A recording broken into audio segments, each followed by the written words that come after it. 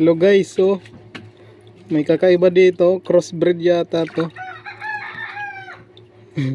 Yung katawan niya parang tabugok na may palikpik. Tapos yung ulo niya is parang sa tostos. Crossbreed oh. Kakaibib. Akala ko kanina ano, tabugok. Pero tiningnan ko yung ulo sa squid.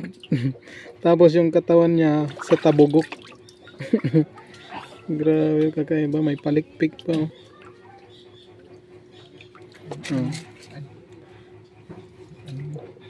Ito yung tostos oh. Ah, baka yung ano niya, yung galamay na napunta dito. Kakaiba. Oh.